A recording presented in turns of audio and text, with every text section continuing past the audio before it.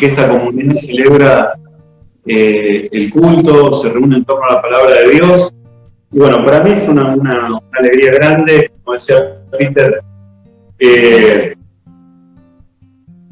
nos demos la oportunidad, digamos, aquí quienes estamos juntas y juntos esta noche, bastante templada, y la verdad que tengo que agradecer especialmente que se hayan tenido el coraje y la fuerza y las ganas de encontrarnos en torno a un tema como este, en torno a un espacio donde queremos no solo hacer memoria, sino también intentar hacer un ejercicio juntas y juntos esta noche para pensar a qué cuestiones nos desafía o qué cuestiones nos abre un texto y una confesión como la que públicamente hicieron este grupo de iglesias, de comunidades, de cristianas y cristianos, en 1934 en la ciudad de Barmen, cuando confesaron, como decía la invitación que Peter creó para esta convocatoria, a Jesucristo, ¿no? En medio del régimen nazi, ¿no? Entonces, bueno, esa confesión pública que en una situación de enorme apremio la Iglesia evangélica, en la Iglesia Evangélica Alemana y en Alemania, este grupo de iglesias, comunidades cristianas y cristianos realizaron en Barmen. Bueno, la verdad es que yo quiero convocarla a tener un espacio de reflexión esta noche juntas y juntos en este supuesto. No solo ese testimonio nos, digamos, a quienes nos entendemos parte de la misma iglesia una, ¿no? Católica, apostólica, ¿no? Hoy, sino también a pensar qué perspectivas abre esa confesión para entender y percibir hoy, ¿no? A cada una de nosotros y nosotras que somos parte de esa misma iglesia de Jesucristo, y que bueno, estamos también llamados a discernir hoy dónde está aquello en lo que está puesta nuestra vida, ¿no? Hoy. Y de qué depende nuestra vida en circunstancias que bueno, después abriremos, digamos, a la reflexión, en qué medida podemos reconocer trazos que nos hacen cercanos esta confesión de Barmen, que ya pronto va a tener 90 años, ¿no? Y que nos permite reconocer fenómenos ante los cuales se nos plantea probablemente un desafío análogo de confesión, ¿no? A las cristianas y cristianos hoy. Pero bueno, sobre ese presupuesto que quiero iniciar esta conversación, espero que sea más conversación sobre todo que exposición, aunque una de las cosas que me gustaría hacer, por eso también le pedí a Peter y le agradezco que haya impreso el texto de la confesión de Barmen, para que ustedes pueden compartirlo, para que el texto mismo, ¿no? En su tenor nos ayude precisamente a hacer esa experiencia de reflexión y de diálogo esta noche, ¿no? Bien, yo les decía que por un lado,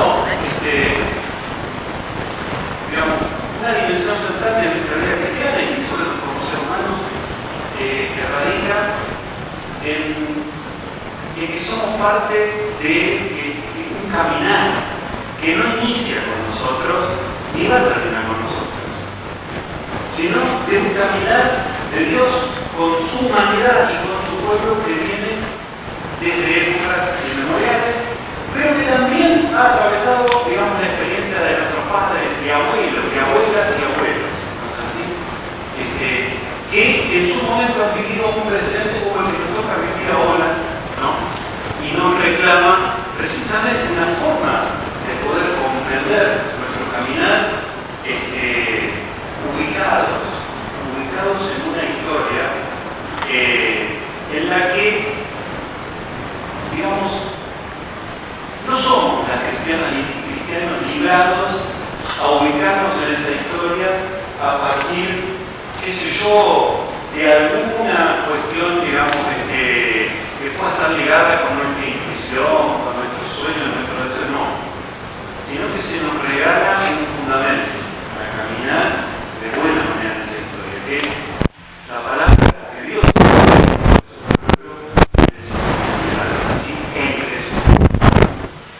entonces, ese hacer memoria, ¿no? Ese ubicarnos en esa historia es fundamental para que nuestros pasos en el presente sean aquellos que son buenos, que son pasos prometedores y llenos de vida, en medio de un horizonte muchas veces, como en aquella época en la Alemania nazi, acosado por poderes de muerte.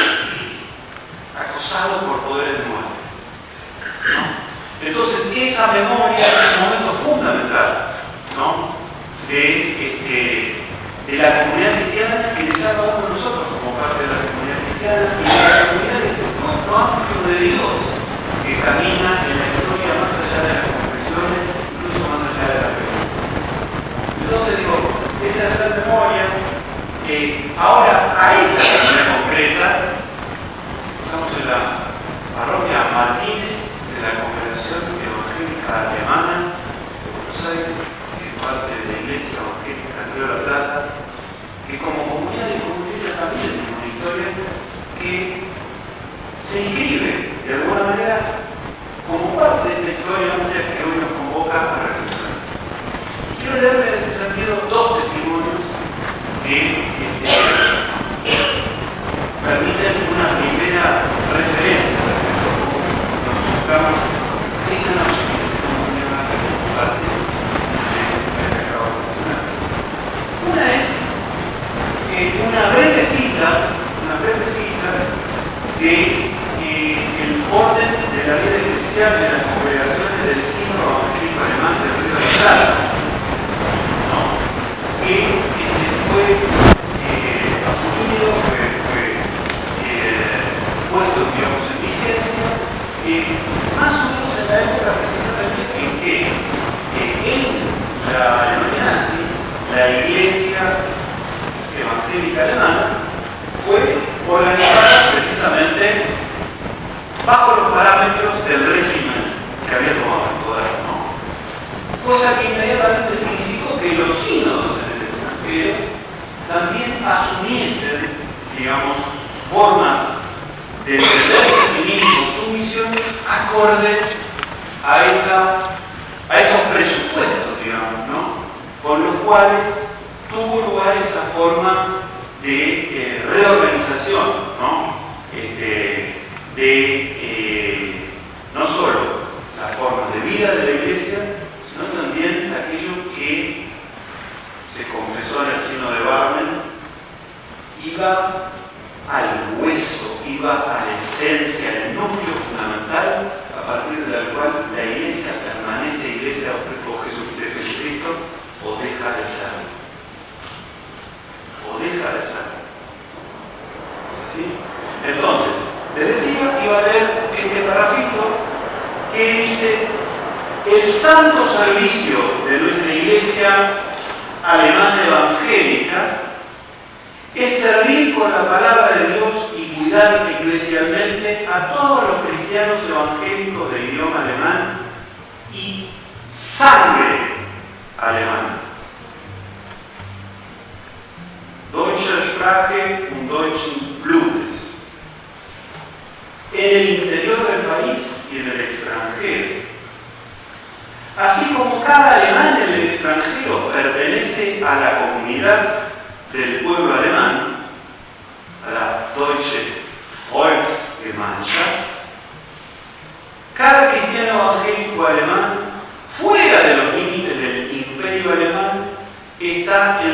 comunidad de su iglesia alemana evangélica. La iglesia alemana evangélica en los Estados de Plata es el sínodo evangélico alemán del Río de la Plata, con sus comunidades, parroquias, lugares de predicación y regiones de predicación itinerantes. Él es el hogar eclesial, que dirige Heimat, de todos los miembros del pueblo alemán, ¿no? Volksdeutschen, evangélicos en estos estados. Yo en mi lectura acentué algunos conceptos, ¿no? Como el de la sangre, como el del Volksgemeinschaft, que eran conceptos claves, ¿no? En el marco de la concepción ideológica y la concepción eclesial y teológica que, digamos, no llegó con el nacionalsocialismo porque tenía ciertos elementos, digamos, raíces mucho más profundas, pero que claramente en la llegada del nuevo régimen eclesial con la toma del poder del Partido Nacional Socialista, supuso una forma de definir la fe, la iglesia y la organización eclesial que puso en crisis el ser mismo de la iglesia.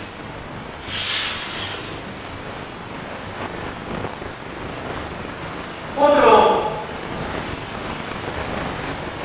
recuerdo que vale la pena traer aquí es, me parece, ¿no? Una palabra de una entrevista que le hicieron al pastor Martin Nier, ¿verdad? Que fue uno de los primeros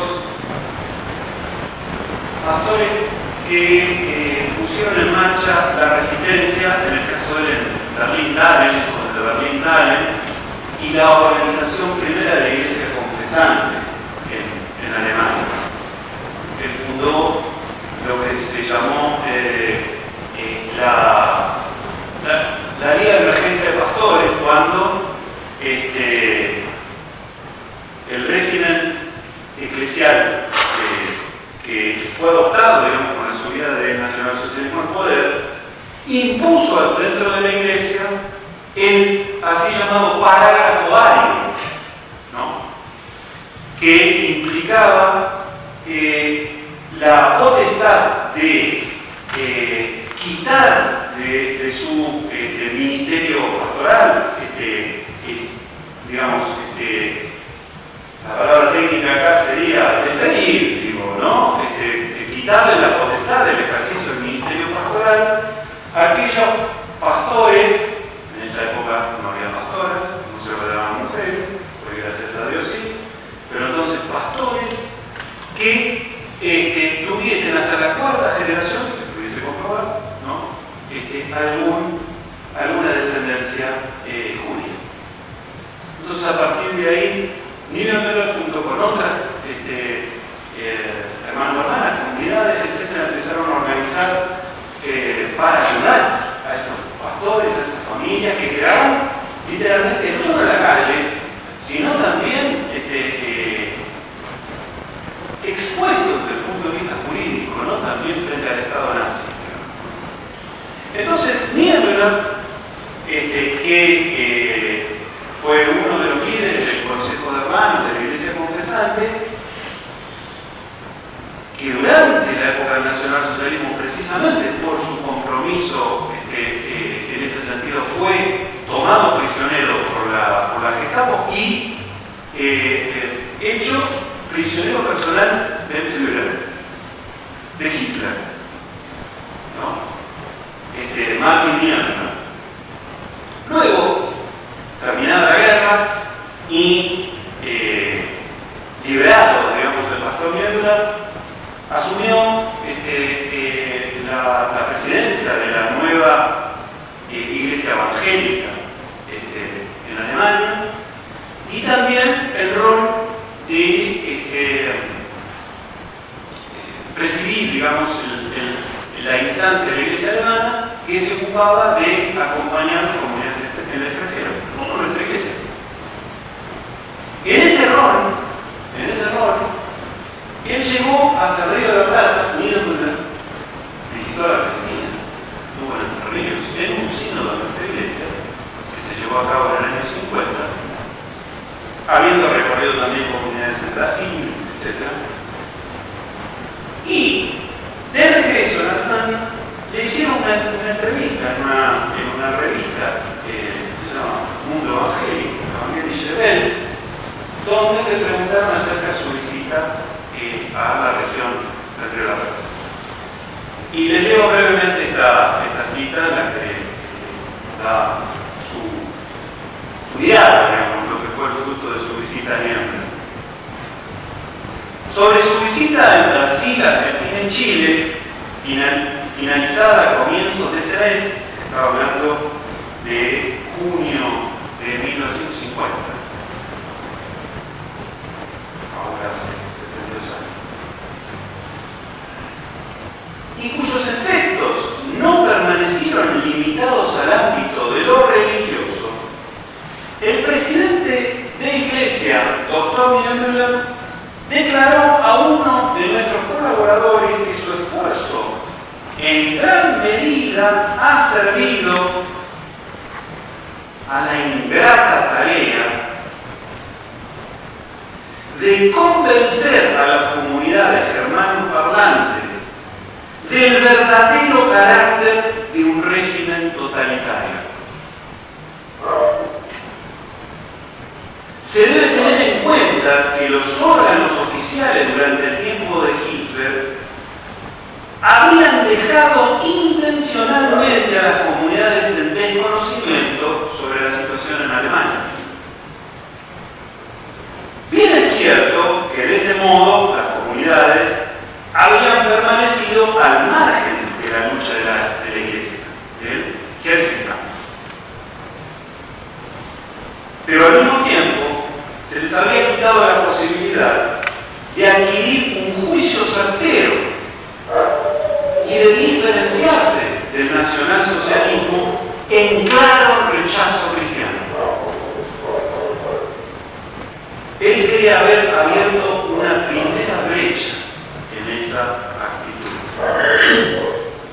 Con respecto a la situación del protestantismo alemán en Latinoamérica, por lo demás, quiera tenerse presente que la Oficina de Relaciones Exteriores les ha concedido a las comunidades un gran apoyo financiero, es decir, durante toda la época del nacionalsocialismo. Porque de ese modo esperaba obtener algo políticamente. Hoy las comunidades deberían demostrar a través de su propio sacrificio que no solo son asociaciones para satisfacer necesidades religiosas. Ellas estarían ante la decisión de o bien llegar a ser comunidades misioneras o desaparecer. Así, las palabras de Martin Niembla en el Evangelii Rebel en el año 1950. Con lo cual, esto que está en este papel claramente no es una historia que no atraviese la historia de este espacio que estamos habitando, como comunidades y como cristianos, y que nos desafía a una memoria, una ejercicio de la memoria muy particular. Querido hermano, me recordaba, habiendo visto, digamos, que esta noche nos íbamos a ocupar del ejercicio que estamos teniendo, entre muchas memorias valiosas, ¿no?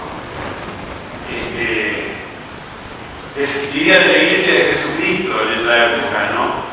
Algo muy particular porque me atañe también como hijo de la parroquia de Quilmes, de la que este hermano fue pastor por mucho tiempo, pastor y yo soy oriundo, ¿no?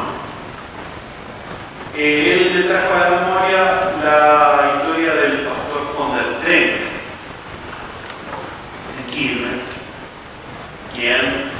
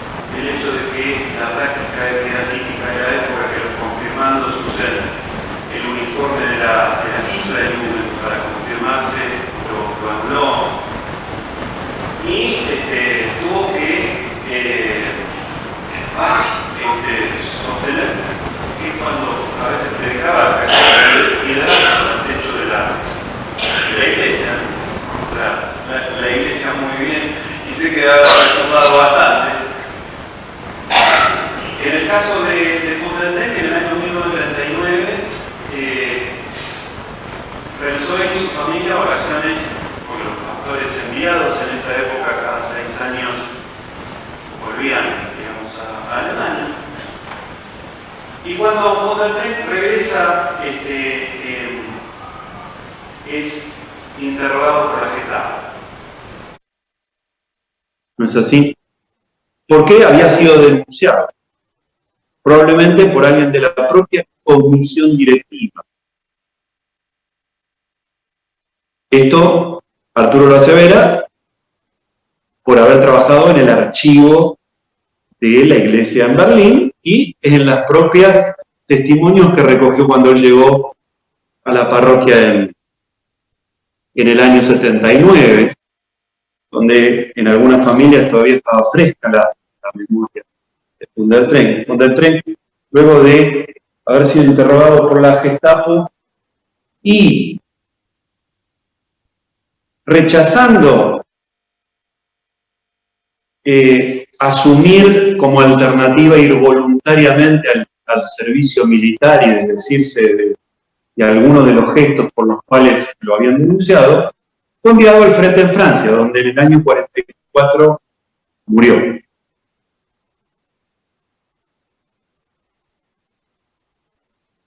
Yo, en nombre, digamos, de la memoria de estos hermanos, ¿no? Creo que hay que valorarlos también como testigos de la fe, ¿no? En una época dura. Y creo que vale la pena hacer memoria del testimonio como el de von der Trenck y tener una mirada equilibrada en el sentido de que no se trata de que una generación se yerga en juez de la fe. No. Sabemos, ¿no? Menos los cristianos y cristianas, que a nosotros no nos compete el juicio último sobre el camino de los seres humanos y de los pueblos en la historia, sino que ese juicio último está en las manos justas y misericordiosas de otro, de Dios. Pero estamos obligados a no mirar para otro lado, porque en relación con esa historia que yo mencionaba, estamos desafiados a dejar que nuestra propia mirada, hoy, digamos, ¿no?, tenga la lucidez de saber dónde encontrar en la vida, donde hoy se juegan poderes que la destruyen, el fundamento que tiene la promesa y el consuelo, ¿no?, que radican en la palabra de Dios que nos mostró Dios en Jesús. Y es por eso que vale la pena también recuperar el testimonio que el sínodo de Barna, en esa época oscura, se le dio, como bien testifican, le fue dada una palabra común, ¿no?, a comunidades en relación a las cuales la historia, digamos, les dio una configuración más bien que tenía presupuestos que las disgregaban en regiones, ¿no?, desde el punto de vista organizativo, desde el punto de vista confesional, luteranos por acá, reformados por allá, unidos por el otro lado, distintas situaciones en la época donde en algunas iglesias territoriales alemanas el partido de los cristianos alemanes era el partido eclesial del Partido Nacional Socialista, había logrado tomar el poder en las iglesias regionales y poner gente suya, ¿no?, como superintendentes, obispos, etc., y en otros lugares no. Esa circunstancia era una situación muy diversa. Recordemos que el Partido Nacional Socialista asume en Alemania el poder en enero de 1933. ¿No es así? Tenemos que recordar que era una situación en que el pueblo alemán vivía en una profundísima crisis. Y una profundísima crisis que se manifestaba de múltiples maneras. Digo, acá Acá podríamos hablar ahora, yo quiero mencionar algunos trazos nomás, ¿no? Un pueblo atravesado por una guerra que había perdido y había llevado a una forma de resolución, entre comillas, ¿no? Porque el Tratado de Versalles en parte también anidó para mal lo que iba a venir después, porque significaba, digamos, una carga enorme, ¿no? Sobre el propio pueblo alemán en condiciones que mucha de la población había vivido con enorme humillación, ¿no? Pero la revolución que tuvo lugar, el cambio de régimen, la República de Weimar, que hacía sus primeros pasos en un territorio, en un país cuya mentalidad, cuyas formas de vida estaban profundamente arraigadas hasta nada reciente, en forma de organización verticales, de obediencia, ¿no? De esquemas mentales en donde el ejercicio, digamos, que supone un régimen donde la ciudadanía, digamos, crítica, responsable, etcétera, demanda una ejercitación, ¿no?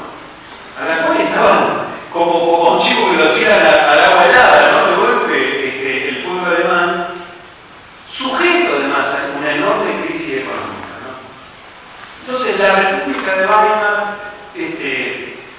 que se organizó luego de la caída del emperador, luego de la guerra, a partir del año 1918, digamos, se constituye en un contexto y en una realidad de una enorme fragilidad. La inflación, ustedes saben, es una historia conocida, ¿no? Que iban a comprar pan los alemanes con un fajo así de billetes, que escaseaban las cosas, que había una altísima desocupación y que en ese contexto la emergencia de un discurso, ¿no? Como el que articuló el Partido Nacional Socialista, despertó esperanza. Un pueblo hambriento de estabilidad, ¿no? En una situación que vivían como caótica, porque se había caído literalmente un mundo para esa nación cuando cae el Kaiser en 1918. Y muchos experimentaban caóticamente en la realidad, ¿no? Y desde esa formación histórica que tenían, había como una demanda de alguien que ponga orden, ¿no? Y muchos vieron en este partido y en su líder precisamente alguien que iba a poner para bien orden en el pueblo alemán. Orden en el sentido precisamente de generar condiciones que desde el punto de vista del precedente de la situación en la que había quedado Alemania, que es la posibilidad de acceder, digamos, al trabajo, de la posibilidad de restablecer el orgullo de Alemania frente a la situación que había experimentado luego de la Segunda Guerra Mundial. Parecía como alguien que despertó grandes esperanzas entre muchos sectores del pueblo, pero, digamos, fueron pocos quienes no lograron, digamos, comprender las características del fenómeno que se estaba cocinando en la sociedad alemana en torno a la emergencia de este ideal, ¿no?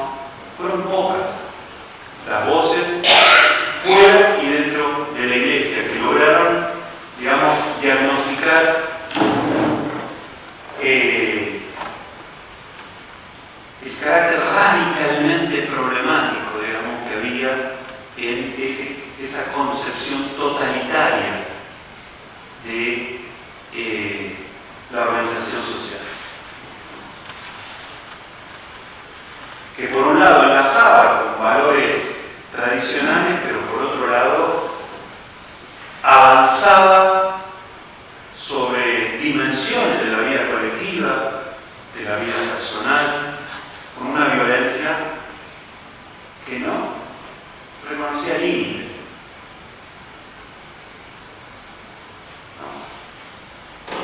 En esa situación, precisamente, creo haberlo mencionado en la otra conversación, y tengo que mirarlo, ¿no? Porque cuando empiezo a hablar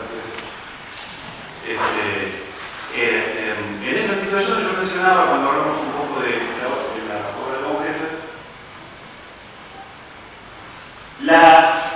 el proyecto del avance del nacionalsocialismo en la toma del poder del Estado incluía en el campo de las iglesias estrategias definidas para lograr suprimir cualquier tipo de resistencia que pudiese venir por ese lado. Entonces el Partido Nacional Socialista desarrolló estrategias específicas para la Iglesia Católica y para el protestantismo alemán.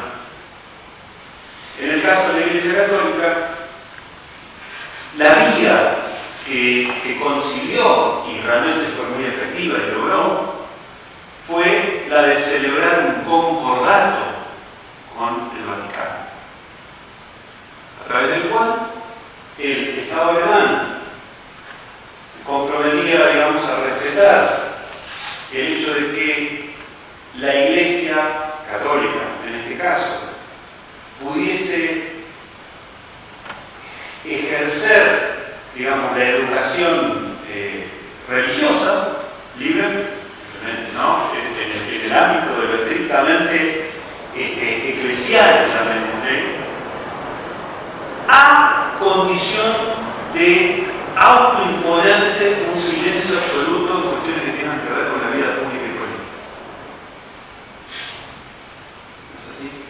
Y sobre esa base, sobre ese esquema fundamental, el Vaticano y el gobierno del Partido Nacional Socialista cierran, digamos, un concordato. En el caso del protestantismo alemán, que no era una organización, digamos, que tuviese una organización universal o por fuera de Alemania, como sí lo tenía la Iglesia Católica, la estrategia fue, digamos, copar los espacios de decisión del protestantismo a través de copar sínodos, asambleas, etc. Y de esa manera lograr lo que en la terminología técnica de los nazis de la época era el gran objetivo, ¿no? La Gleichschaltung, la cooptación, ¿no? de la Iglesia por esa vía, o sea, tomando el poder por adentro a través de un partido propio. Cosa que en buena medida en las elecciones que tuvieron lugar a inicios del año 33 lograron, porque contaron los cristianos alemanes con todo el apoyo del Estado, con todo el apoyo de movilización de medios, etcétera, del Estado, y con el propio Hitler, que se comprometió en la campaña, digamos, de elecciones de la Iglesia, definiendo claramente, orientando claramente la decisión del voto de los cristianos evangélicos alemanes por los representantes del partido de los cristianos alemanes. Y con eso, en buena parte del protestantismo alemán, accedieron autoridades sinodales, regionales, etc., ligadas al partido de los cristianos alemanes, ¿no? Que básicamente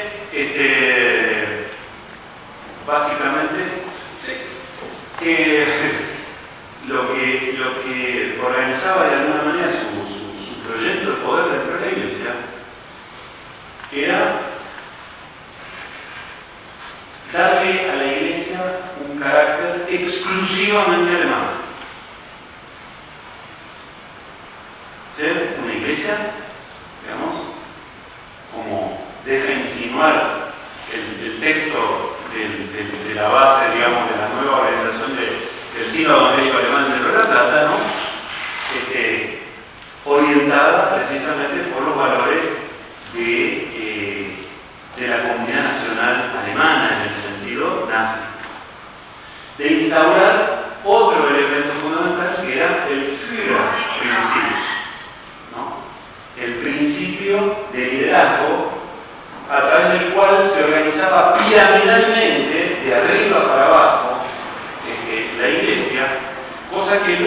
la victoria en las elecciones territoriales, Hitler terminó de concretar imponiendo a su referente para cuestiones de la Iglesia como Reichsbischof Müller, el nombre de este pastor, que en realidad era un pastor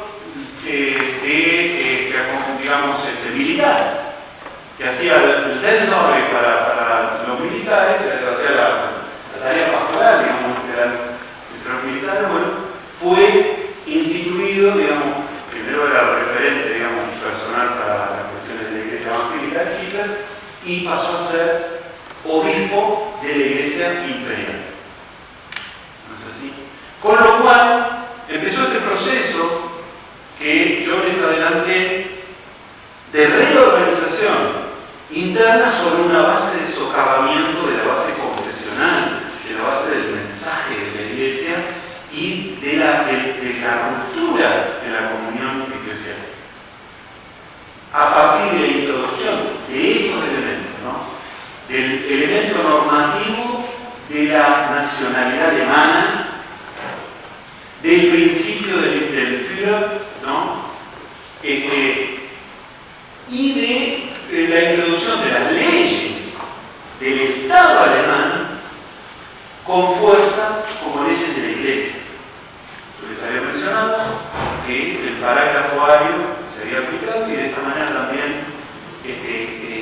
tenido consecuencias en la propia Iglesia evangélica. Y es ahí donde precisamente el movimiento vinculado a las comunidades confesantes empieza a articularse en distintos espacios eclesiales alemanes. La historia de esa articulación es una historia muy rica, también medio compleja, no da ahora para ir a los detalles, porque a mí me interesa sobre todo que podamos recorrer un poquito este texto, ¿no? Que tienen ustedes en la mano, que es, como les digo, la forma en que las y los cristianos que en esa época pudieron discernir qué es lo que estaba en juego en la vida de la Iglesia en Alemania, ¿no? Reunidos, bueno, testimoniaron como palabra que se les dio en común allí en Barmen en mayo, ¿no? Fines de mayo de 1934. Después podemos ir a algunos detalles, pero como les digo, me interesa ir al texto. Si les parece, creo que abrochada estaría, digamos, al revés, así que hay un título que dice Declaración Teológica, no sé si es la mía solamente, pero te das cuenta, dice 1, Declaración Teológica sobre la situación actual de la Iglesia alemana evangélica. Si les parece, vamos leyendo y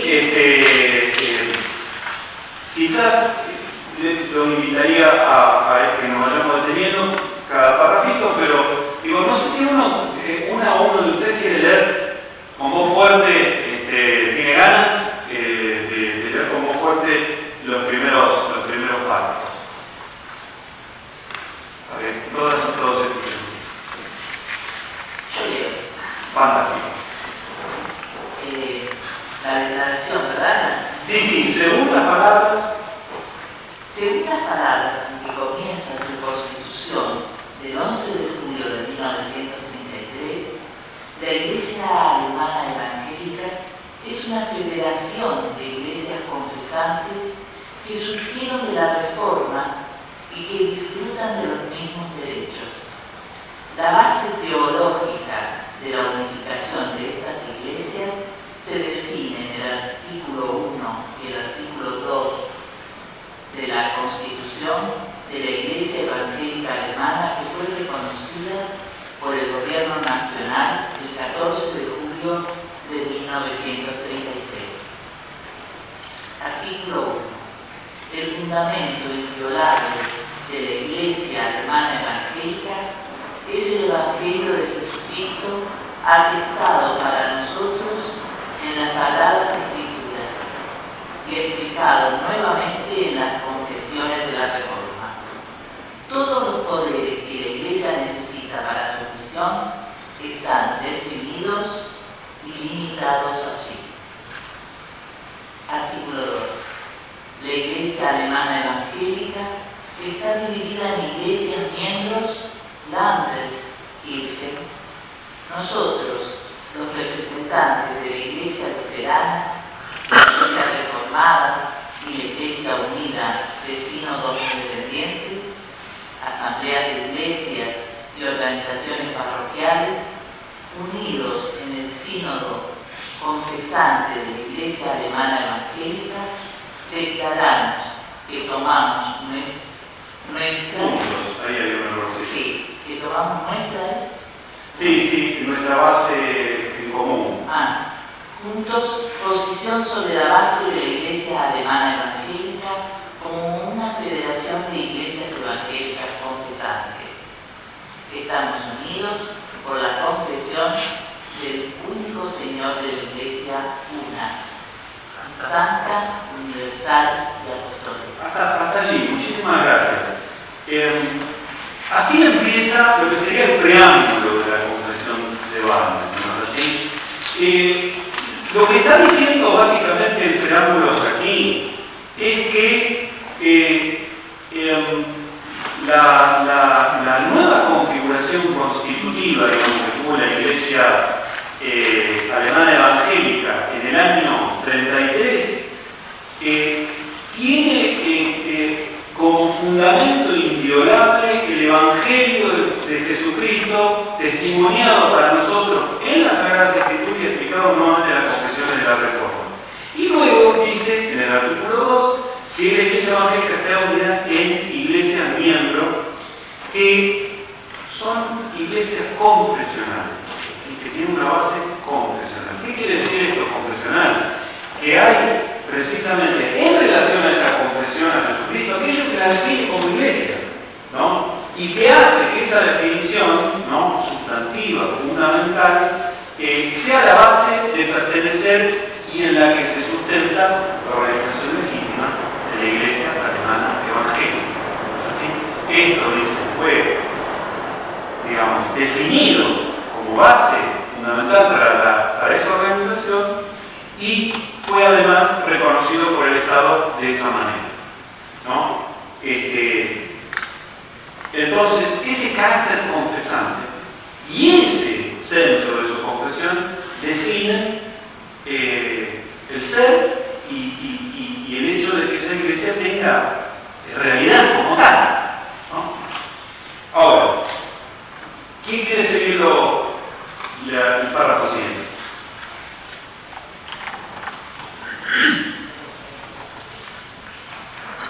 Luego yo. Declaramos públicamente ante todas las iglesias evangélicas de Alemania que aquello que tienen en común en esa confesión y con ello también la unidad de la Iglesia alemana evangélica están en gravísimo riesgo. Ella es amenazada.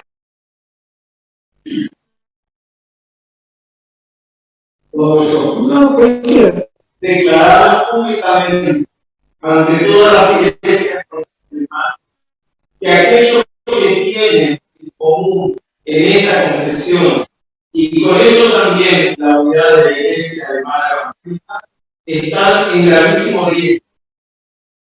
Ella es amenazada por todas las enseñanzas y acción del partido dominante de la Iglesia, los cristianos alemanes, y la administración de la Iglesia.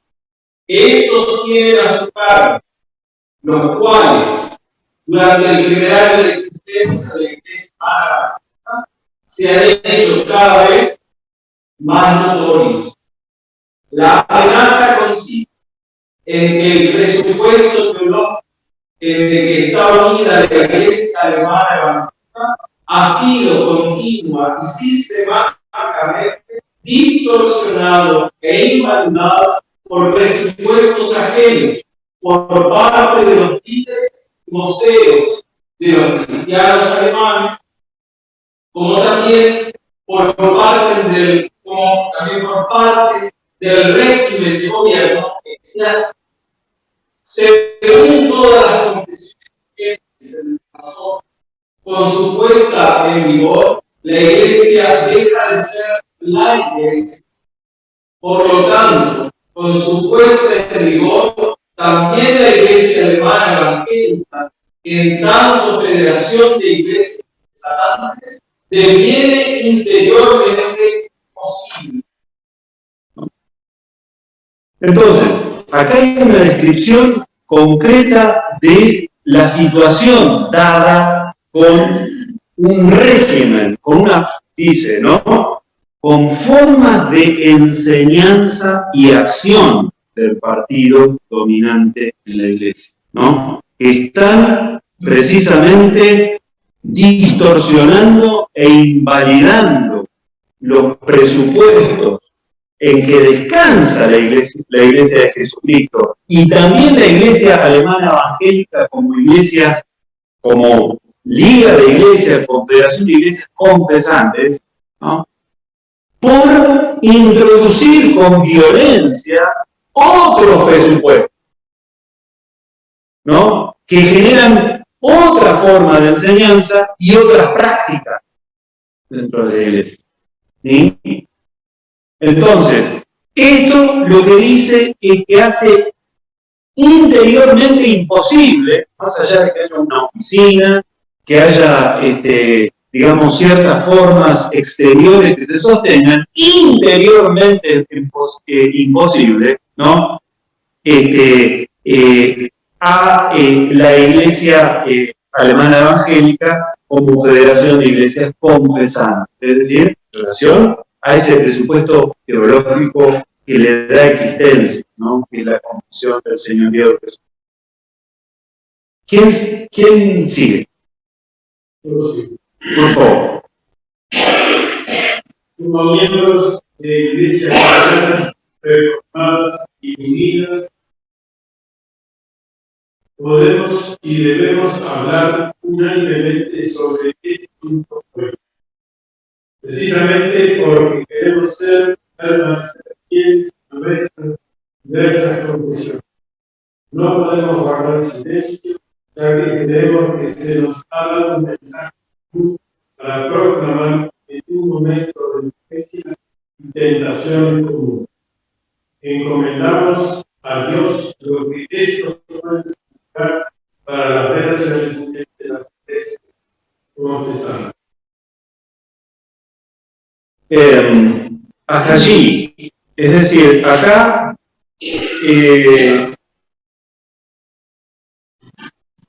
la gravedad fundamental del asunto acá no es una situación puntual, alguien que se fue, como llamaríamos el barrio de Boca, de una manera, no, sino que se trataba de una agresión permanente y sistemática a lo que da fundamento y consistencia al ser mismo de la Iglesia, ¿no? Con todo lo que eso significa. Después podemos preguntarnos qué significa de manera concreta para nuestra existencia, no solo en la fe, sino también nuestro testimonio frente a otras y otros. Yo recordaba en la otra conversación que poquito tiempo antes, para dimensionar qué quiero decir, ¿no? ¿Qué es lo que se juega con que la iglesia sea iglesia, que Cristo no sea?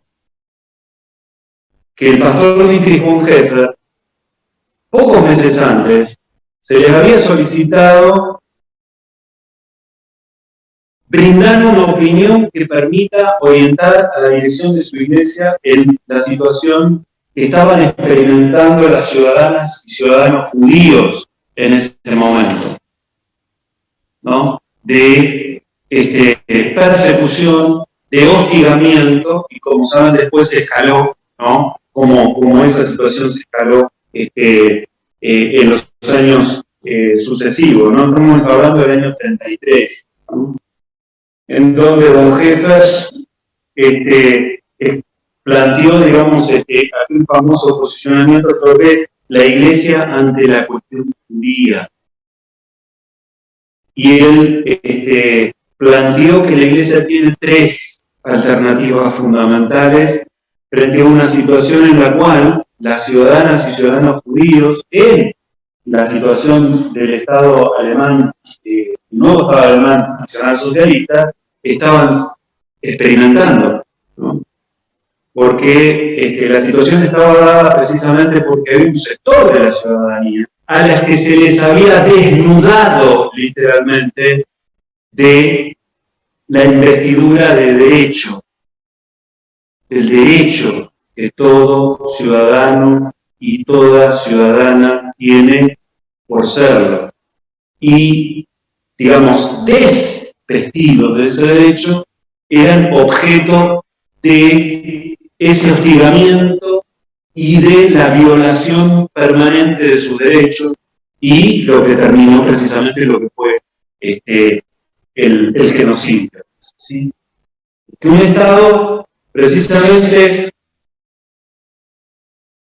consistentemente le niega ese derecho que tiene que ver con la ciudadanía y la humanidad, ¿no? De todos los sectores que están en la vida de la nación. Y von Heffer, cuando plantea las alternativas de la Iglesia, dice, una de ellas es que frente al accionar del Estado, la Iglesia tiene el mandato de atender a los heridos, ¿no es así? De asistir a las personas dañadas por la forma en que acciona un Estado totalitario, ¿no? A su vez, una segunda direccionamiento es que la Iglesia tiene que hablar por los que no tienen voz. Y entonces también llamar a las cosas por su nombre. A lo que es un crimen, un crimen. Y una tercera, decía el pastor von Heffer en esa situación, es ella misma arrojarse entre los rayos, ¿no?, de la rueda que va pasando y dejando lastimados por ahí. Entonces digo, que la Iglesia sea la Iglesia de Jesucristo, y no nos dejemos engañar, por favor, por los espejismos que nos genera muchas veces en nuestra experiencia algo, qué sé yo, podríamos decir, cotidiana en la Iglesia, ¿no? No nos dejemos engañar por eso. Por la enorme gracia, pero también la enorme responsabilidad que significa que hayamos sido escogidas y escogidos, aunque me emociono,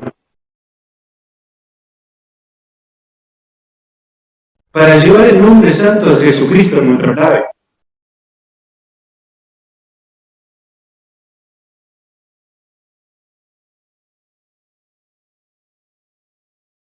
Para ver en una hermana y un hermano desvestido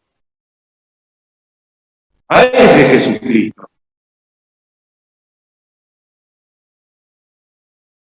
Eso se juega cuando la Iglesia deja de ser Iglesia. Y, como decía Daniel Mela, a lo mejor es una sociedad para atender necesidades religiosas o culturales, pero a eso no se limita la Iglesia. Por lo menos según Barman.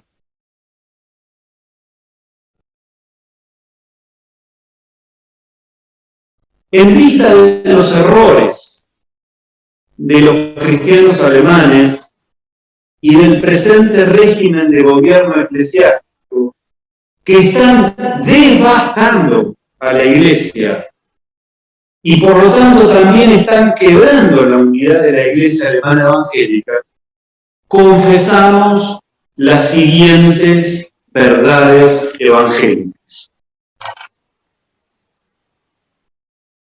Y allí el artículo primero de lo que es el núcleo de la confesión de Barmen. ¿Quién quiere leerlo? Por favor. Nadie viene tarde.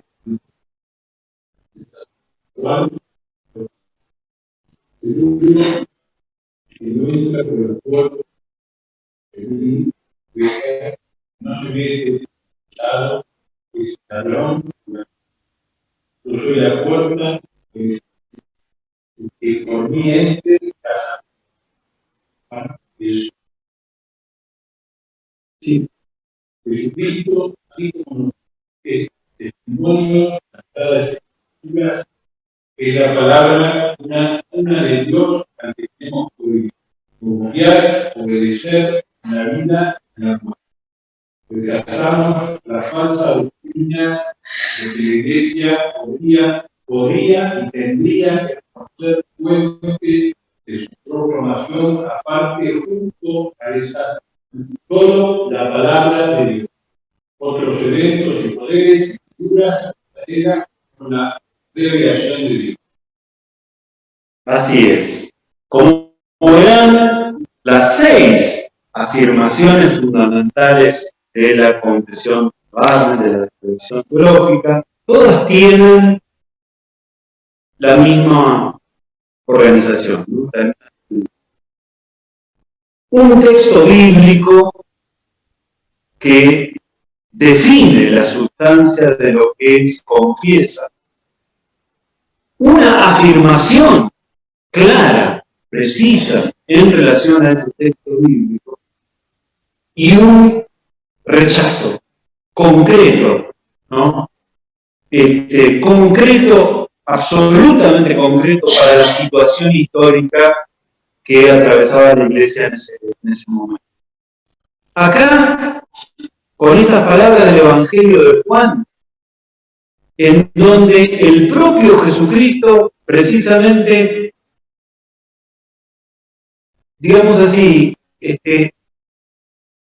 revela y define: yo soy el camino, la verdad y la vida, yo soy la puerta. Es ese el crucificado y resucitado. Él, en ese movimiento con que Dios se abaja a la humanidad, ese movimiento del amor de Dios es la puerta que abre una vida en justicia y plenitud. En Él, en Jesucristo. Por eso Él es el único que puede decir: yo soy. Así como Yahvé se presenta: yo soy tu Dios, ¿no? El primer mandamiento. Yo soy Yahvé, tu Dios.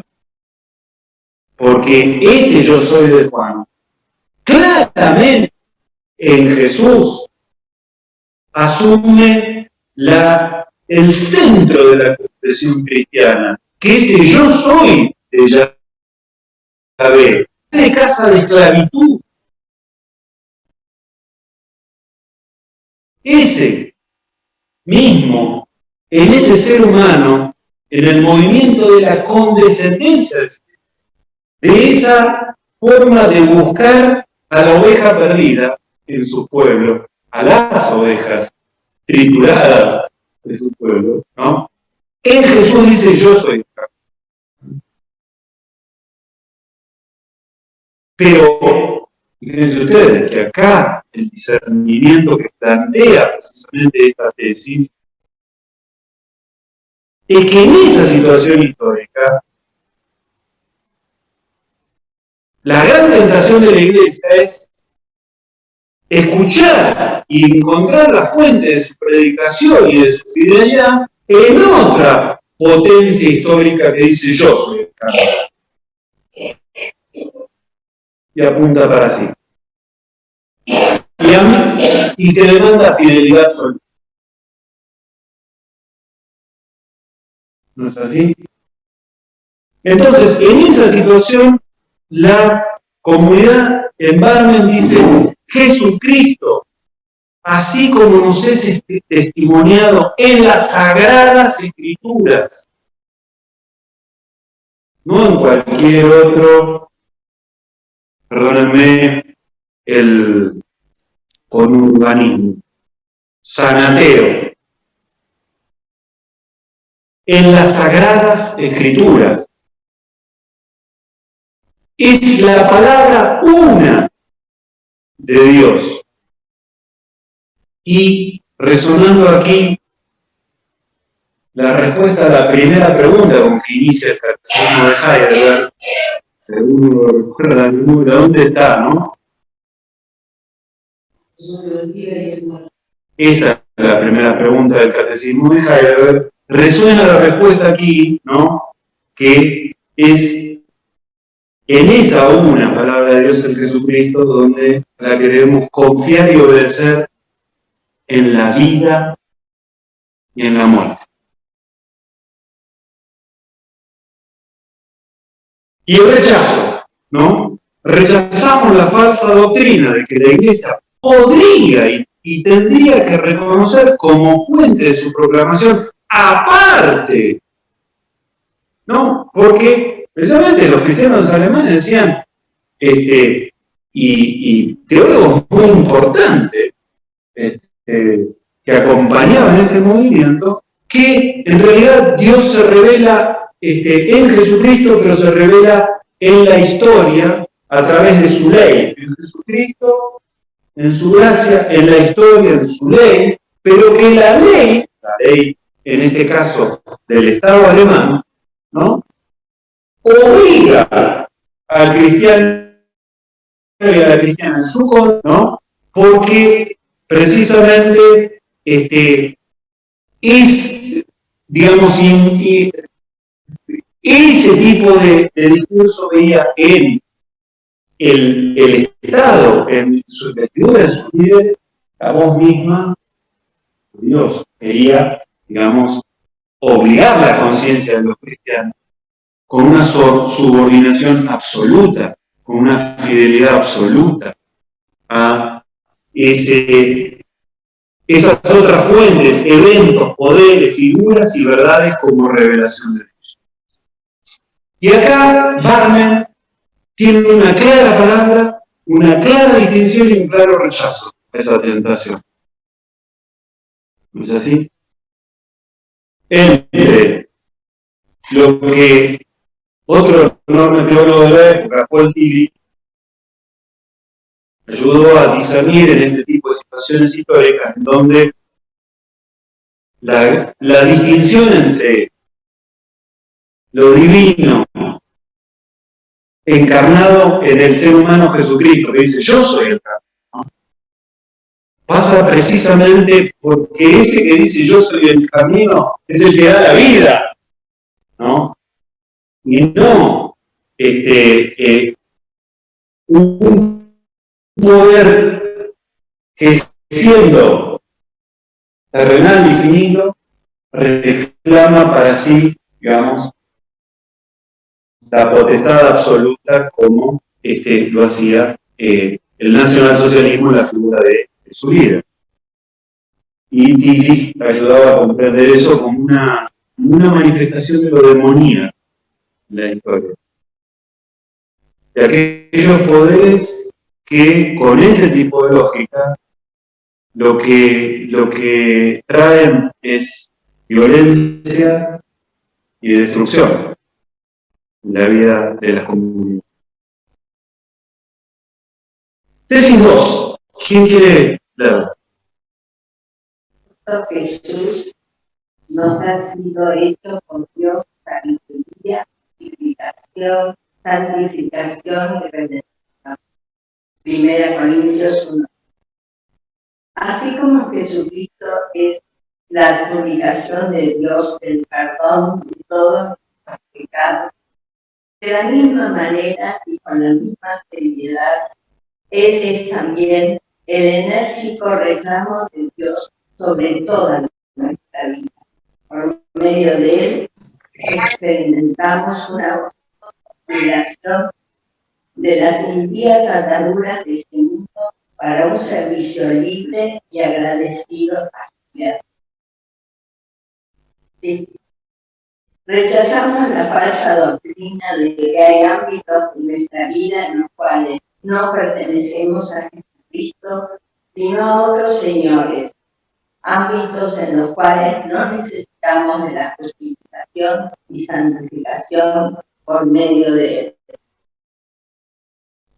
Claro, porque en la lógica y en la narrativa de esa teología de los cristianos alemanes, centrada en el principio de liderazgo, el Führer, centrado en la sacralidad exclusiva de la sangre alemana, centrado en la idea de comunidad del pueblo, ¿no?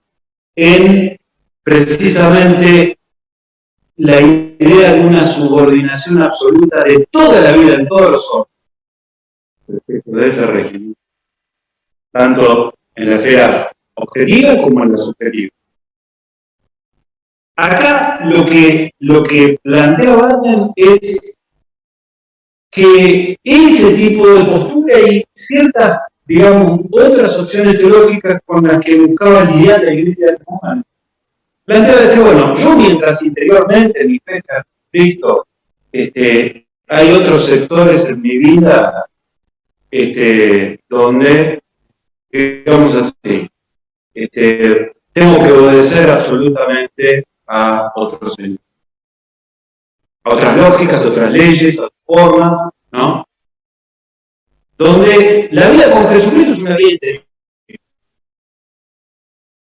Es una vida del corazón. Pero que hay otras esferas con las que yo debo a otras lealtades, ¿no? Trabajo, en la vida política, la vida cultural, ¿no? Incluso en la iglesia, donde efectivamente los liderazgos, los cacicazgos, ¿no? También se testigan, digamos, con mantos púrpuras. Pero acá claramente Barthes señala que ese vínculo con Jesucristo es un vínculo que no solo radica en la adjudicación del perdón de todos nuestros pecados, sino que con la adjudicación precisamente de la palabra del perdón, la nueva criatura que estamos llamados a ser, ¿no? Es liberada, dice, ¿no? Abajo, de las impías ataduras de este mundo. Los espíritus, Isabel, de las impías ataduras de este mundo, ¿no? Para un servicio libre y agradecido a sus criaturas, a todos. Entonces, precisamente así como es la adjudicación del perdón, es también el reclamo enérgico de Dios sobre toda nuestra vida. Entonces, precisamente, el que nosotros los cristianos, digamos así, digamos no, la verdad es que yo internamente puedo vivir mi fe, pero ¿qué pasa al lado? ¿Qué pasa en la calle? ¿Qué pasa en un sindicato? ¿Qué pasa en un colegio? ¿Qué pasa en un hospital? ¿Qué pasa en la vida pública? No. Bueno, ese tipo de actitud es precisamente la raíz de la incredulidad. Es la negación de facto de la confesión de fe. Es lo que la Reforma y la Biblia, fundamentalmente, que es lo más importante, descubre como autojustificación. Como yo defino, según mi criterio y comodidad, dónde vivo, digamos, mi vida, mi religiosidad, mi fe. Y entonces yo soy el Señor. Y no dejo que el Señor sea Él, así como Él quiere que mi vida sea con Él y con mis hermanos. Pero eso implica precisamente ser liberado de la tentación permanente de que la Iglesia defina sus propios proyectos, sus propios planes, o que nosotros como cristianos, digamos, la verdad que hay una esfera donde, nada, yo hago la mía. Eso es incredulidad. Bueno, a ver, ¿recuerdan aquel pasaje del Evangelio de Juan, ¿no? Donde había multitud con Jesús. Y Jesús había hecho el milagro de partir el pan y qué sé yo, pero después empezó a hablar algunas palabras que eran algo duras, ¿no? Y quedaron poquitos. Y lo siguieron poquito. Donde la cosa se define. Y creo que precisamente en este punto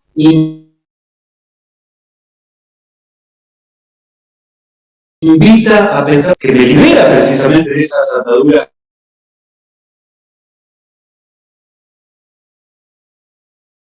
que son en la vida, la totalidad. No hay sectores reservados, digamos, para que allí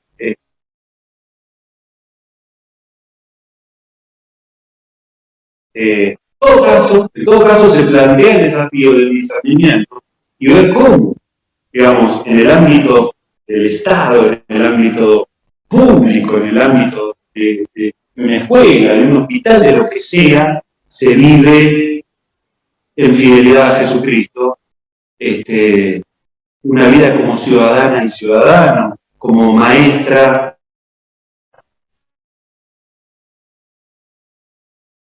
como enfermera. ¿Quién lee la tercera? Más bien, hablando de la verdad, debemos crecer en todo hacia ti, en la cabeza del cuerpo. Por Cristo, el cual fue entero, se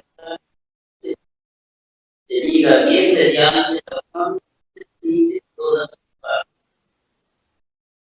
La Iglesia cristiana, la comunidad de hermanos, hoy como el Señor en la palabra y el sacramento por medio de como la Iglesia de pecadores perdonados tiene que testificar en medio del mundo pecado, tanto por su fe como por su ciencia, tanto por su mensaje como por su orden, que pertenece solamente a Él y que vive y quiere vivir solamente en base a su consejo y bajo su dirección en la expectativa de su vida. Rechazamos la falsa doctrina de la Iglesia de la humanidad de abandonar la forma de su mensaje, de su orden, dejándolos librados a su propio parecer o al cambio de las convicciones filosóficas o políticas dominantes en cada país. Claro, lo que precisamente acá esta tercera afirmación rechaza es que la Iglesia, que es eso, ¿no?, que se define allí, comunidad de hermanos y hoy enfáticamente hay que decir hermanas, ¿no? En esa época todavía estaba naturalizado que se hable solamente de varones, o se presuponga, pero está claro que el espíritu es una comunidad fraterna, ¿no? De hermanas y hermanos, ¿no? En la cual Jesucristo actúa hoy dice, ¿no? Como el Señor en la palabra y el sacramento por medio del Espíritu Santo. Eso es la iglesia en esencia, ¿no? Y siendo eso, las formas en que se organiza, las formas en que vive la fe, no pueden estar sujetas a que otros presupuestos y otras lógicas, por ejemplo, el principio del liderazgo, ¿no? El filo del principio, traslada una lógica totalitaria y autoritaria, aquella que vive de una fraternidad que se alimenta de la palabra, porque destruye la unidad de la iglesia. Entonces, ese rechazo claro a que la iglesia pueda adoptar modas, digamos, ¿no? Modas, según el espíritu de la época. Entonces, hoy, qué sé yo, de golpe, todo el mundo acepta y reconoce que, no sé, de golpe se pueda pasar, puede ser una brutalidad, pero porque así de naturalizar brutalidades estamos expuestos. Que hoy pueda pasar a alguien y rociar a una persona bajo un puente con queroseno y traer un fósforo y está mal, está bien, ¿no? Como ya se ha vivido en la ciudad de Buenos Aires. Y de golpe en la iglesia tuviéramos que, qué sé yo, poner en la puerta que determinada gente con determinada ropa, así o así, no puede, sino que tiene que estar. ¿Se entiende lo que quiero decir?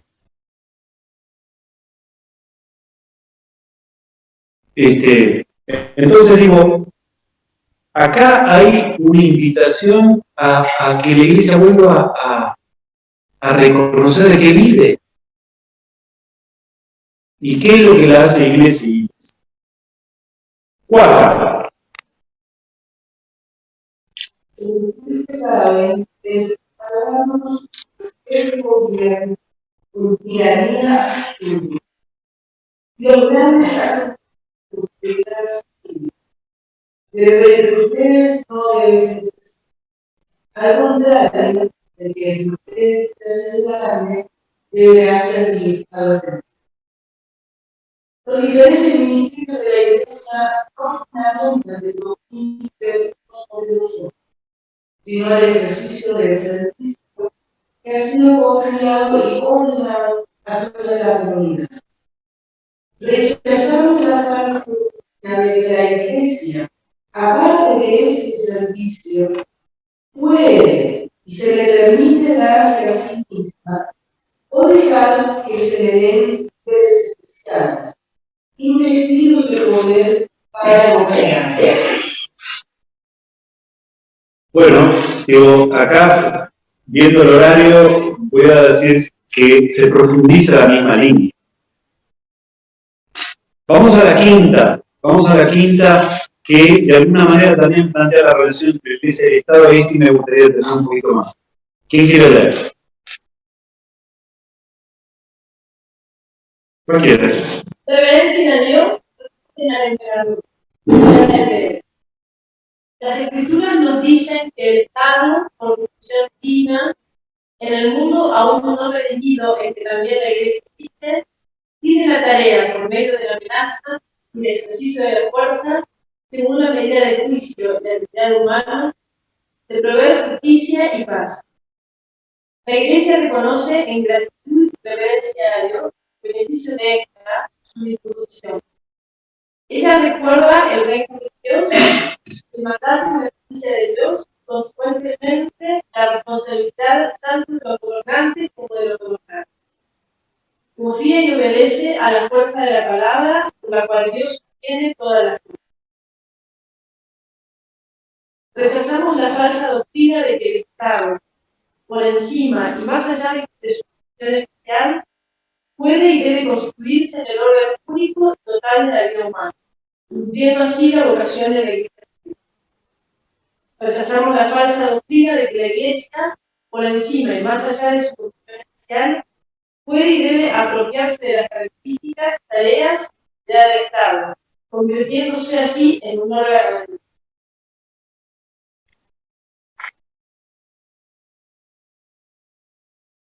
Digo, enorme aporte, digo, de toda la confesión de Barmen, y en este artículo en particular, que tiene mucha riqueza, ¿no? Y daría, digamos, ustedes se dan cuenta, ¿no? Cada artículo, en realidad, por sí mismo, para profundizar mucho, define con mucha claridad lo siguiente, ¿no? No es para la Iglesia, por lo menos, y para aquellos que confiesan a Jesucristo, aquellas y aquellos que como parte de la Iglesia, la única referencia no es, vamos a utilizar un término muy escuchado hoy en día, el modo en que se autopercibe el Estado o un gobierno particular, digamos, ¿no? En una determinada coyuntura. Sino, dice, las Escrituras nos dicen que el Estado, por disposición divina, y fíjense ustedes dónde tiene lugar el Estado. ¿Cuál es el lugar del Estado? En el mundo aún no redimido, ¿no? En que la propia Iglesia también tiene lugar, ¿no? En que la Iglesia existe. En el mundo aún no redimido, es decir, el mundo tampoco es un absoluto, sino que el mundo es parte de una historia mayor, de una historia de redención, que testimonian las Escrituras precisamente a testimoniar a Jesucristo. Entonces, en este sentido, en esa ubicación precisa, tiene una tarea. Y fíjense ustedes qué poco, digamos así, romántica es la definición y en algún punto también cruda y realista la definición que provee la tesis. Tiene la tarea, por medio de la amenaza y el ejercicio de la fuerza. El Estado tiene una tarea, por medio de la amenaza y el ejercicio de la fuerza. Según la medida del juicio y habilidad humanos. El Estado es una realidad hecha por seres humanos, no por cuasi divinos. O investidos en potestad cuasi divina. En la medida del juicio y habilidad humana, y la tarea es proveer justicia y paz. En ese mundo no redimido, el Estado tiene la tarea fundamental de proveer justicia y paz. Ni más, ni menos. No redimido quiere decir un mundo atravesado por gente que asesina a otra. Eso es pecado. Recordemos el quinto mandamiento. En un mundo donde pueblos se levantan en armas contra otros pueblos, en donde los varones han naturalizado el derecho a denostar a las mujeres o a maltratarlas. Eso es el mundo aún no redimido. En ese mundo de violencia, el Estado tiene una tarea en la que él tiene una potestad casi exclusiva, que es la amenaza y también, como última ratio, eso acá, para aclarar bien los términos de la banda, el uso del ejercicio de la violencia.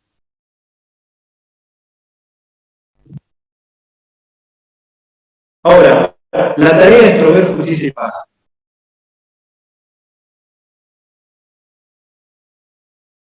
Digamos, fuera de esa tarea, la violencia es absolutamente ilegítima. Por lo menos en la perspectiva. Y sigue, la Iglesia reconoce con gratitud y reverencia a Dios, no al Estado, a Dios, el beneficio de esta su disposición, claro, porque en un mundo no redimido, que no sea lo que Hobbes, el famoso filósofo británico, llamó que el hombre es lobo del hombre, y entonces la realidad, digamos, es la guerra de todas y todos contra todos permanente de la sociedad, que en esa realidad potencialmente posible, ¿no? Porque no es un otro mundo que no sea el mundo en donde muchas veces el pecado reina de esa manera, reconoce con gratitud y reverencia a Dios el beneficio de esta su disposición. Ahora bien, dice, esto en la perspectiva de este lugar, dice, ella recuerda el reino de Dios. Es decir, que la historia no le pertenece al Estado, que la vida no le pertenece, sino que le pertenece al Cordero.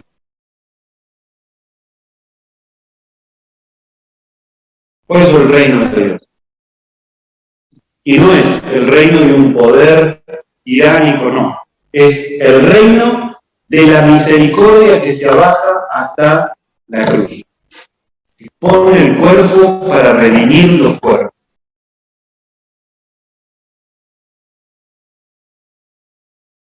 Entonces, el reino de Dios, el mandato y la justicia de Dios. Y consecuentemente, fíjense ustedes, la responsabilidad tanto de los gobernantes como de los gobernados. Porque en esa historia no es únicamente en esa situación y frente a la tarea del Estado, únicamente responsabilidad de quienes gobiernan, sino también de los gobernados.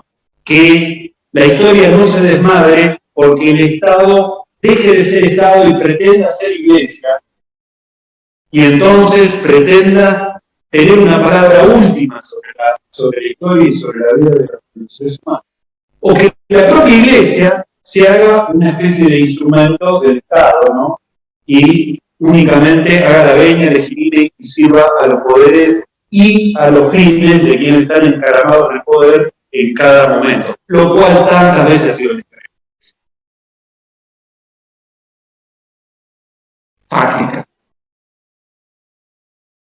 Entonces, dice que entonces, y consecuentemente recuerda la responsabilidad, primero el reino de Dios, el mandato de Dios y la responsabilidad ante el reino de Dios, el mandato de gobernante y gobernante. Confía y obedece a la fuerza de la palabra por la cual tiene todas sus cosas, y al final la tesis no solo afirma, digamos, esta afirmación sustancial, sino que rechaza precisamente cómo el Estado nazi se había constituido en orden nacional, ¿no? Y la Iglesia como instrumento de Estado. Finalmente, la última tesis. ¿Quién que no haya leído tiene ganas de leer?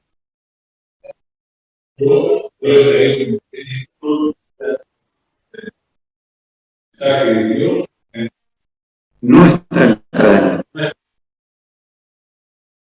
promoción de la Iglesia fue fundada y en lugar de mensaje, el de gas, medios, dedicación, pasamos la falsa doctrina. La Iglesia puede arrogancia humana, palabra, obra del Señor, propósitos, planes, escogidos arbitrariamente. bueno, que se deje, digamos, ¿cómo sería en alemán? Einspannen, en el carro de los poderosos, ¿no? Es decir, que se deje poner, digamos, al servicio de otros planes, propósitos, etcétera, cuando claramente, digamos, la misión de la Iglesia radica en testimoniar a ese Señor en palabra y obra, dando un testimonio fidedigno, ¿no? De la libre gracia de Dios, ¿no? El énfasis en la libre gracia de Dios aquí y el servicio a todos, ¿no? Los pueblos, precisamente da cuenta de esto, ¿no?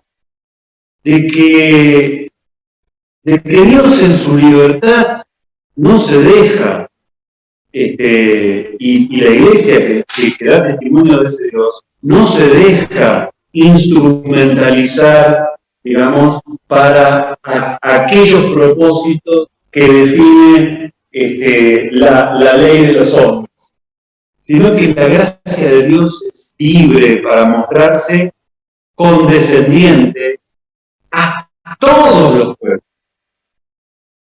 Y en este sentido, es importante ubicarnos en este contexto, ¿no? A todos los pueblos quiere decir también a todos aquellos que el Estado alemán en ese momento estaba persiguiendo. Homosexuales, gitanos, judíos, comunistas, socialistas, anarquistas, seres humanos, mujeres, hombres, que pensaban, vivían, sentían diferente a el recorte ideológico y al encuadre político del totalitarismo nazi. Y por eso, bueno, eran perseguidos.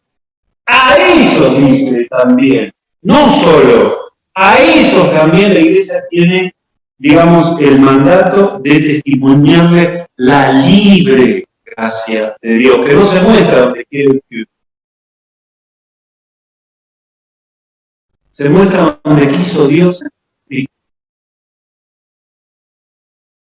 Por eso, el texto termina: el sínodo confesante de la Iglesia Evangélica Alemana declara que ve en el reconocimiento de estas verdades y en el rechazo de estos errores la base teológica indispensable evangélica alemana como una federación de iglesias confesantes. A todos los que puedan aceptar su declaración, los invita a tomar en cuenta estos principios teológicos en sus decisiones sobre política eclesial. Invita a todos los interesados a volverse, interesados en el sentido de a todos, a quienes afecta, ¿no?, esta declaración, a volver a la unidad de la fe, la esperanza y el amor. Y el texto cierra con esta frase que dice: la palabra de Dios permanece en la eternidad. Amén.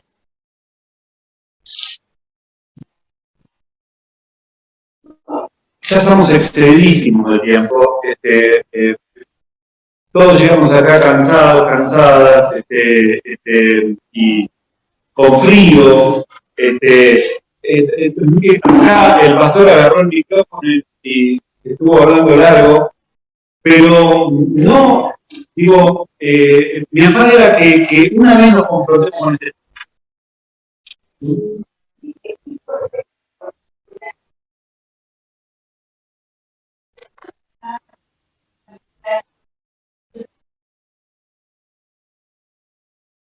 Tuvo un impacto enorme.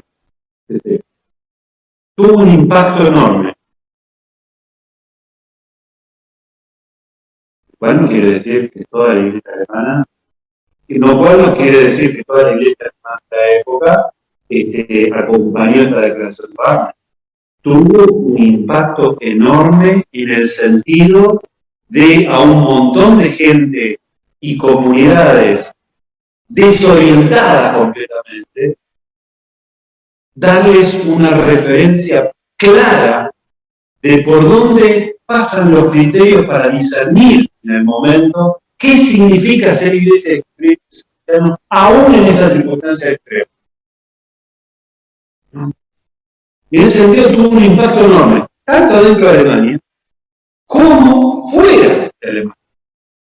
Y quiero mencionar, digo, para abreviar, porque digo, se podría hablar un montón de otras cosas muy importantes, no quiero dejar de paso, digamos, a la importancia que tuvo la declaración de culpa de Stuttgart, ¿no? Luego de terminada la guerra, donde precisamente las cristianas y cristianos de la iglesia confesante pusieron en palabras también la propia culpa de la iglesia, ¿no? El sufrimiento que trajo ese régimen al propio pueblo alemán. ¿No es así? Entonces, esa confesión es importantísima. Sin Barmen sería imposible pensar. Sin Barmen no hubiera habido esa confesión de culpa probablemente. Y quiero señalar dos otras cosas. En la Sudáfrica del apartheid, en la Sudáfrica del régimen de apartheid, ¿no? Del régimen racial sudafricano, sostenido por un núcleo importante de iglesias reformadas. Precisamente la confesión de Barmen fue un texto fundamental para discernir cómo en esa situación histórica del pueblo sudafricano la iglesia de Jesucristo era convocada a confesar y a discernir entre aquello que dejó de ser iglesia de Jesucristo, que se sostiene en una confesión concreta de que no es la raza lo que define la pertenencia a Jesucristo, sino el bautismo, y que eso tiene consecuencias para el orden público, para el orden de la iglesia y para el testimonio de las cristianas y cristianos de la sociedad. ¿Así? Y fue importantísimo en Sudáfrica la relectura que se hizo de la Confesión de Barmen en ese contexto y en esa situación histórica. Y no quiero dejar de mencionar que en nuestra iglesia evangélica de Río de la Plata, en el sínodo de Ramírez del año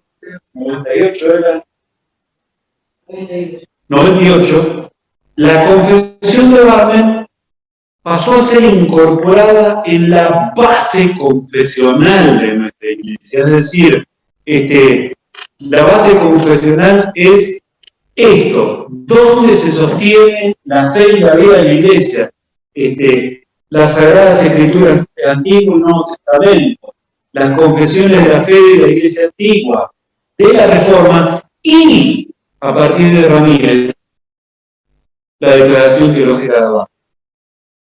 Para cristianas y cristianos evangélicos de esta iglesia, esta declaración pasó a ser parte de los textos fundamentales que por eso ameritan una y otra vez que en la catequesis, que en las reuniones de reflexión, etcétera, etcétera, esto tenga un lugar y sea releído. No para hacer, digamos así, una especie de ejercicio anticuario. También en la literatura nuestra hubo alguna desde nuestra iglesia. Esa es una pregunta excelente que uno de quienes precisamente se preguntó respecto en su momento fue el queridísimo Alex Orsini. Alex Orsini, un pastor y historiador de la iglesia, de nuestra iglesia, ¿no? Que ahora está viviendo en Europa, Pero bueno, él precisamente señaló que poco en esa época Barmen fue recibido, reconocido, articulado, por lo menos en términos de que haya sido un texto explícitamente evocado y leído. Digo, es innegable que en esa época hubo gestos muy valientes de muchas cristianas y cristianos de esta iglesia. Pero que como iglesia le hubiésemos dado un lugar a este texto que sí del Dios, no. A principios de los 80, Pastor Rita traduce una obra de castellano.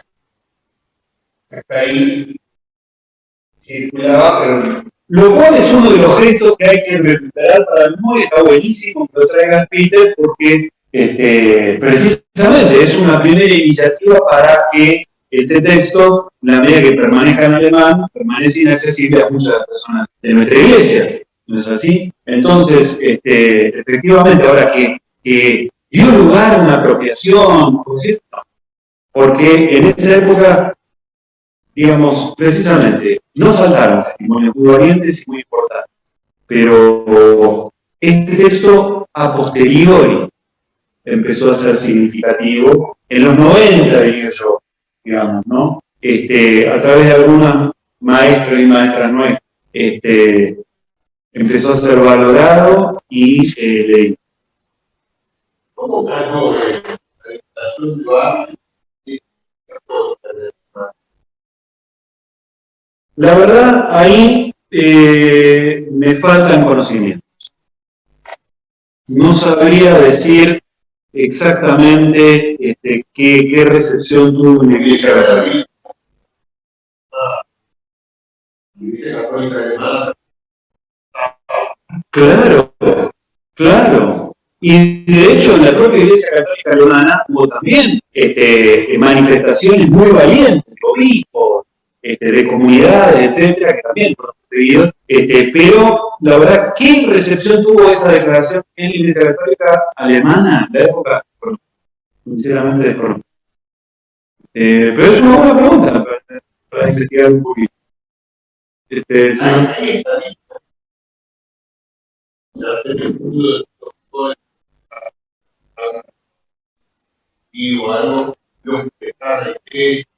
Claro, sí, está todo documentado. Sí, está todo documentado. Claro, a dejar su ministerio. A dejar su ministerio. Y no pocos terminaron en campos de concentración.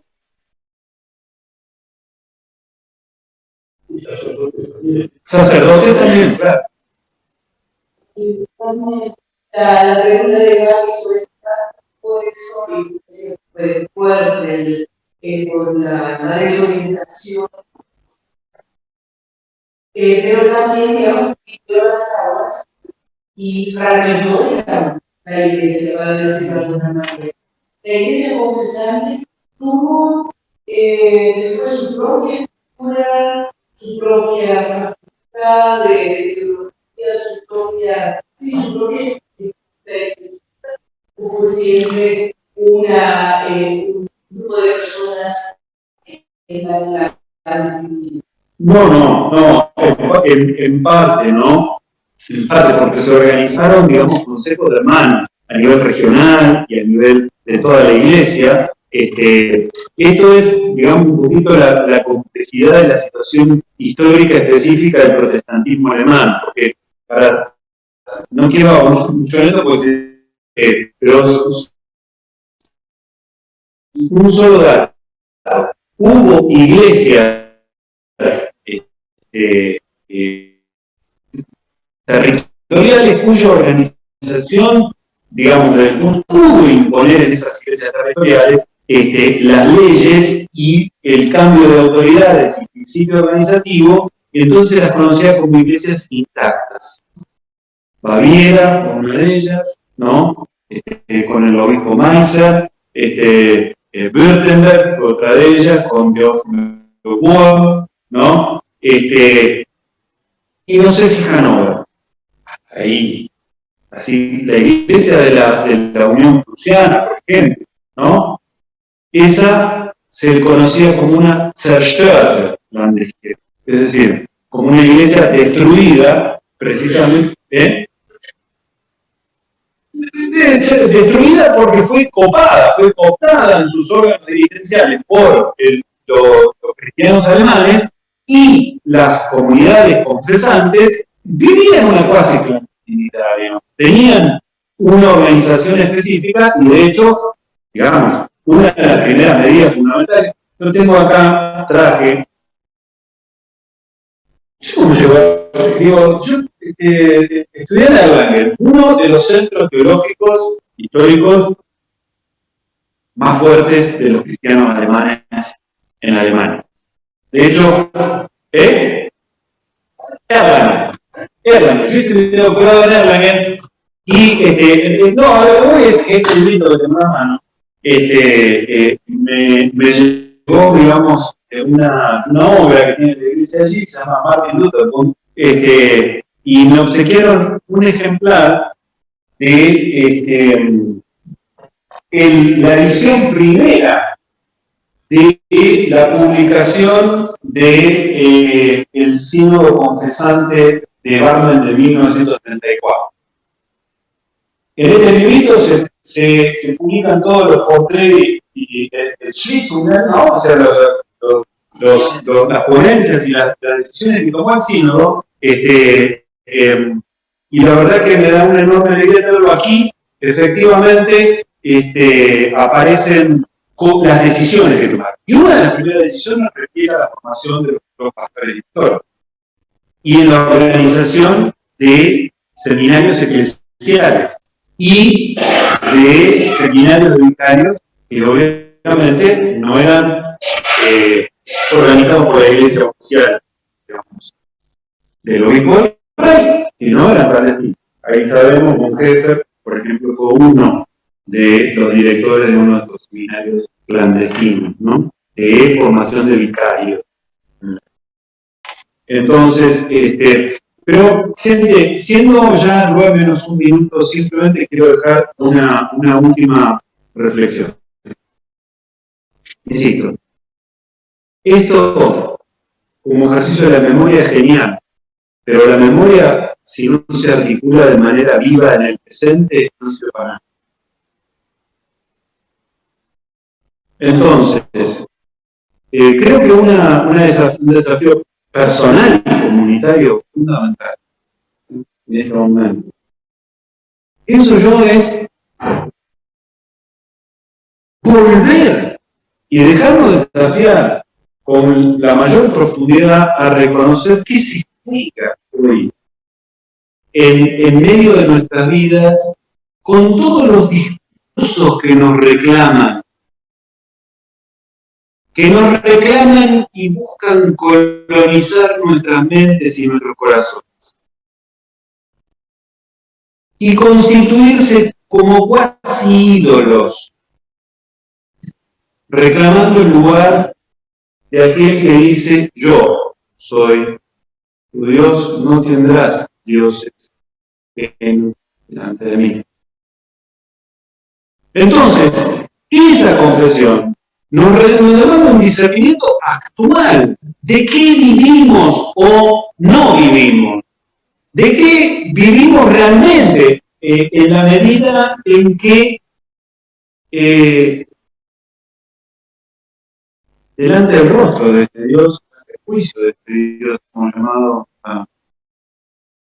a vivir en plenitud, y no a vivir dejando que nuestra vida sea vivida por el discurso y los intereses de otros y otros poderes. Ya no sea nuestra. Porque eso es lo peor que nos puede pasar. Porque solo en las manos de Él, nuestra vida es nuestra cuando es de Él. Ahora, cuando en nuestra vida y nuestro corazón lo entregamos a otro poder, entonces ya deja de ser. Son esas Gottlose Bindungen, ¿no? son esas ataduras impías que nos van secando de adentro. Nos van atando a ese coro de los que aplauden los poderes de muerte en la historia. Y los naturalizan vanamente, ¿no? Vanamente, como se naturaliza ir por la calle y patear un perrito, como se naturalizan tantas otras brutalidades, cuando nuestro corazón está sujeto a esas ataduras impías. Entonces, volver al centro, volver a dejar que nuestra vida descanse en la promesa, ¿no?, de esa fidelidad que nos otorga Jesús en su palabra y sacramento. Amén. En volver a descubrir en la hermana y el hermano alguien que pertenece a mi vida por el amor a Dios, para que mi vida sea vida plena. Pero en eso descansa la vida de la Iglesia y nuestra propia, como vida en plenitud, como la que Él quiere que sea. También hoy, también en este tiempo oscuro y violento. Así que, a llamarnos mutuamente a esa esperanza común y a saber que cada uno de nosotros tiene un lugar en esa mesa. Amén.